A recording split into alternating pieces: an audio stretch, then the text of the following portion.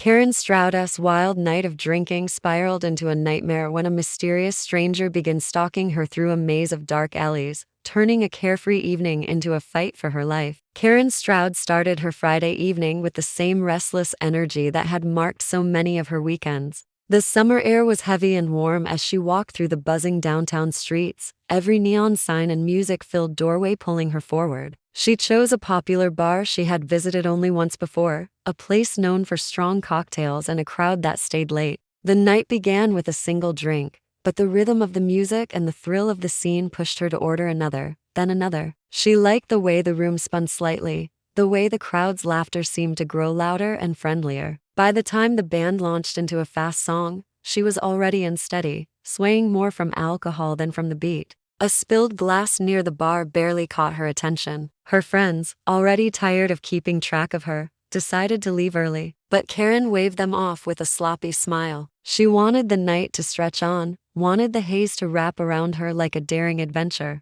The bartenders exchanged wary glances as she shouted for another round. When she finally lurched to the dance floor, her movements turned careless. Someone bumped her shoulder, and she responded with a clumsy twirl that knocked a tray from a server's hands. A sharp crash of glass silenced a corner of the room. Security approached, their polite words lost under the music, but their meaning was clear. Karen's grin faltered. Without a plan, she grabbed her bag and slipped toward the door, ignoring the cold warning in the pit of her stomach. Outside, the night air felt like a sudden slap. The street was quieter than she expected, the usual weekend crowd thinned by the late hour. Her phone buzzed weakly, the battery icon flashing red. She thought about calling a ride, but her thoughts were slow and stubborn. The sidewalk stretched ahead, shimmering under streetlights, and she convinced herself that a short walk would clear her head. Instead of heading toward the well-lit main road, she drifted down a side street where shadows gathered between the buildings. The music from the bar faded to a dull memory.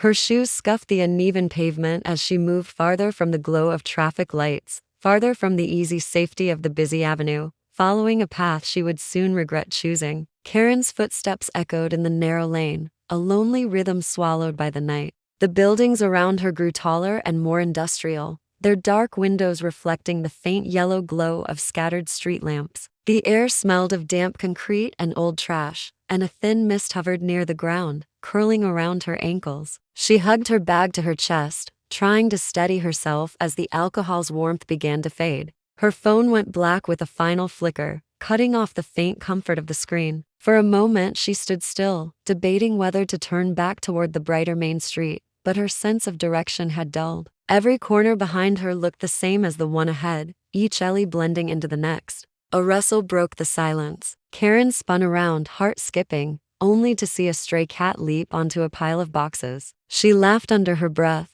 but the sound rang too loudly in the emptiness. When she turned forward again, she noticed a shadow that hadn't been there before, stretched long across the damp bricks. It might have been the cat's, or maybe just her imagination, yet something about it made her skin tighten. She quickened her pace, the uneven stones catching the heels of her shoes. The alley narrowed until the walls almost touched, then opened into a wider service road lined with old warehouses. The faint buzz of the city seemed far away now. A metallic clank echoed from somewhere deep in the maze of buildings. Karen told herself it was just an old door slamming in the wind, but another sound followed, soft, deliberate footsteps matching her own. She stopped. The steps stopped. Her breath clouded in the cool air as she listened, straining to separate real noises from the rush of blood in her ears.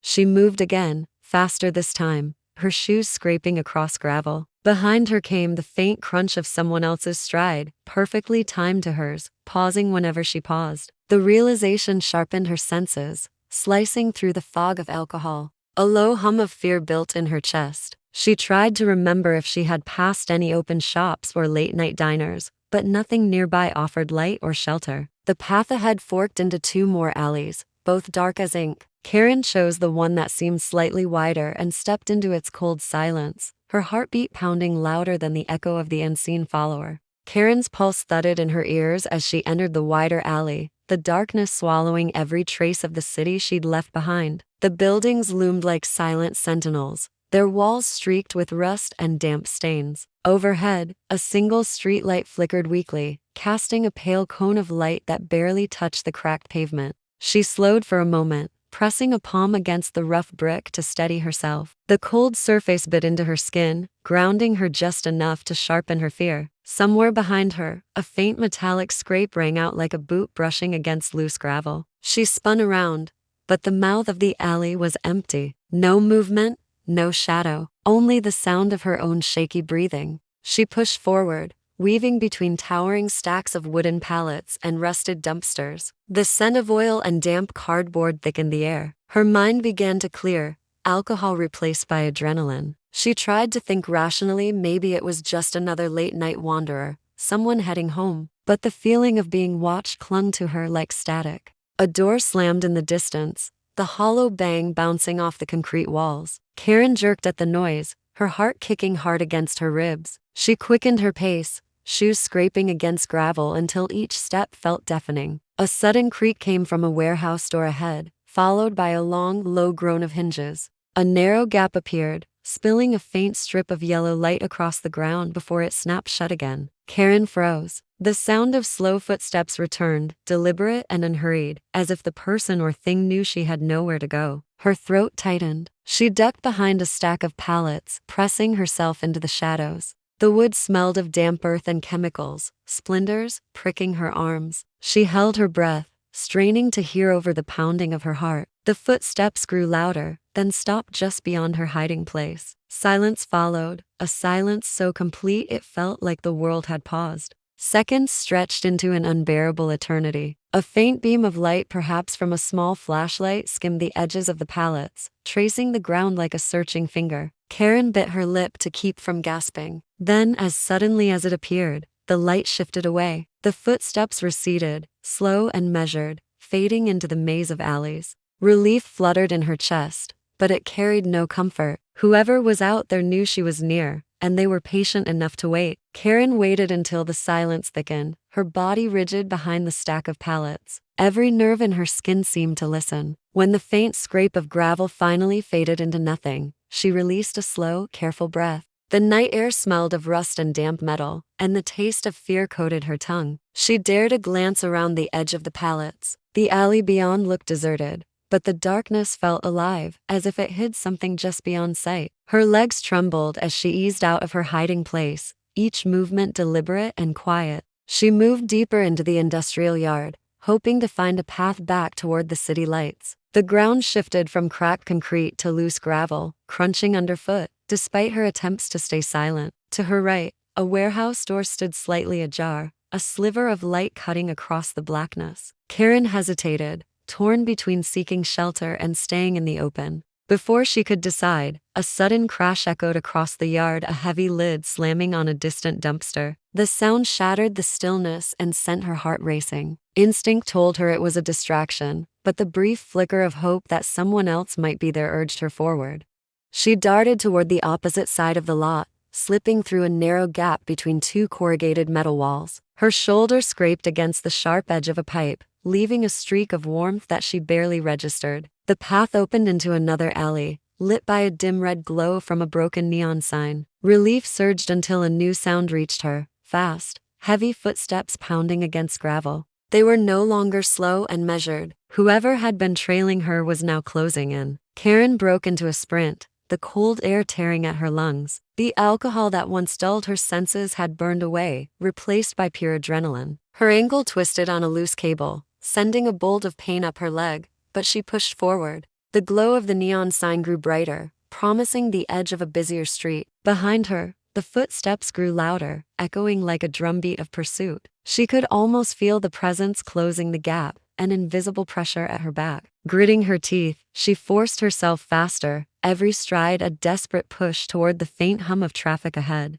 The city felt close now, yet the darkness behind her carried a threat that refused to fade. Karen burst from the shadowed alley onto a wide street awash with flashing blue and red lights. The sudden brightness blinded her for a moment, and she stumbled to a halt, chest heaving, lungs scraping for air. The sharp wail of sirens cut through the night, mixing with the hum of idling engines and the static of police radios. Uniformed officers clustered near a pawn shop whose front window had been shattered, shards of glass glittering like ice beneath the streetlights. One officer turned as Karen staggered forward, his expression sharpening when he saw her wild eyes and scraped arms. She tried to speak, but only a ragged gasp escaped. The officer guided her toward a patrol car, his flashlight sweeping over her for injuries. Another officer approached, questioning her with calm efficiency. Words finally tumbled out: fragments of alleys, footsteps, and a man who had followed her through the maze of warehouses. The officers exchanged a quick look, their radios